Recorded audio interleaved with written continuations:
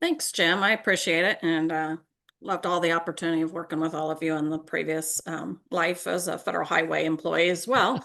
So, what I'm going to talk about today is a little bit of how we tried to boost our TIM training program and how we tried to keep it revived and keep going for a long time. So, next, please. When I started back um, with IDOT back in April 1st of 2018, one of the first things that we wanted to do, and kind of based of what Jim and Paul used to ask us about, is trying to boost the EMS numbers. So the first thing I did is when I got hired is reached out to Illinois Department of Public Health, who kind of like regulates all the EMS credit hours.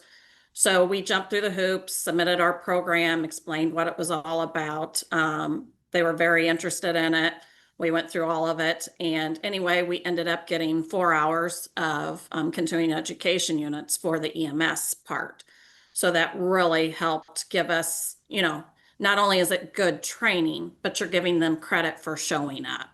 So we started back in 2018. You see, we got approval really quick within the first 2 months of me being there.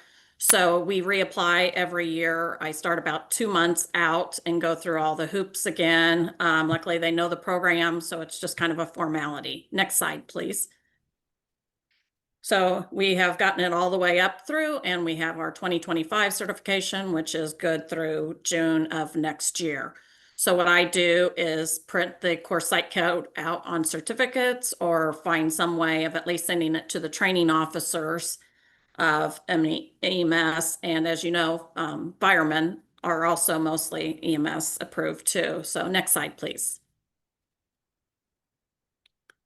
So another thing that really helped with the fire and EMS, as I was just saying, that a lot of the firemen also have EMS, certifications as well, is that the state fire marshal had a meeting with me and some members of the Illinois Fire Service Institute, and they wanted to make this part of the basic operations for firefighters.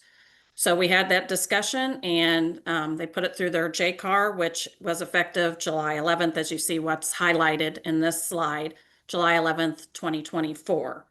So one of the big things with this is this was all going on. We were in talks with Chicago Fire Department, which is the third largest fire department in the nation, and they want to get all their officers trained. So we're trying to find ways of coordinating how to get this done. Do we have enough trainers? How do we make this happen? So in the process, we set up a personal services contract, and we brought in a retired ISP guy. So he is up there now just training Chicago Fire Department. So we have 4,600 of them to do. And then along with this, also some fire academies have reached out. So we're doing some more train the trainers with them and getting that established. So this is also bringing in a lot of the local fire departments as well. So we're really boosting our numbers. Next slide, please. And kind of in combination, Jim wanted us to mention that, of course, we've had the TIM training for tow operators required since 2016. So anybody that's on a tow rotation list has to have it as well. So we're trying to make all these kind of mandates and bring this up to speed.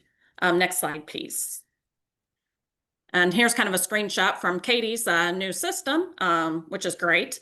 And it kind of shows how our numbers are going up. So this was a screenshot before I have not added any of the Chicago fire numbers in, but this kind of shows kind of where we're at with everything. Tow, we're way up there. Fire, as you can see, we're getting there. EMS, because of how we have to code it, it's not truly capturing all the EMS because we have a fire EMS thing. With law enforcement, we also have, it's not a mandate, but we also have hours to be credited towards their mandate through the Illinois Law Enforcement and Standards Training Board. So we think that's going to be boosting. Next slide, please. And one last thing, kind of to boost everybody's numbers and kind of revive it and give some more enthusiasm.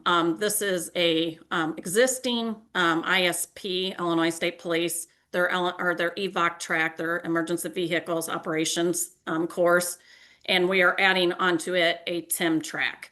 So this was the conceptual drawing, and if you go to the next slide, you'll kind of see what we're going to be ending up with.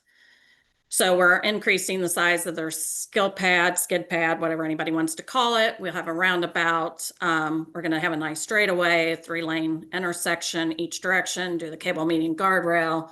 We'll have a railroad crossing, a bridge, parking lot, urban interchange, or urban intersection, rural intersection, and some on-off ramps. So this way, we can kind of hold some training classes out there as well. So this is kind of we should have a set of plans by the end of the year and hopefully break ground and have it out to bid next year. So next slide, and this will just be how to get in contact with me if you have any questions or suggestions even. So I appreciate it. Thank you. Excellent, Robin. Thank you for the Thanks. presentation. It underscores what I said. You're trailblazing. I know you have a lot of great partners and champions that work along, side with you, state police, fire rescue, and all the above, towing recovery. But it just again underscores in my mind what really I believe anyone on these, on these webinars can achieve. I mean, I don't know how else to say it. It's just having the passion and the desire to build something, and you're certainly doing that, Rob, in Illinois.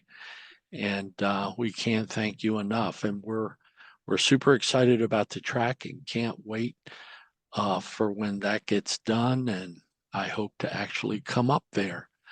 And Definitely. It's definitely going to be open. yeah, Like I said, it's going to be a great benefit to everyone. And I'll tell you what, I have a great team here in Illinois and with you guys as well. So I really appreciate it.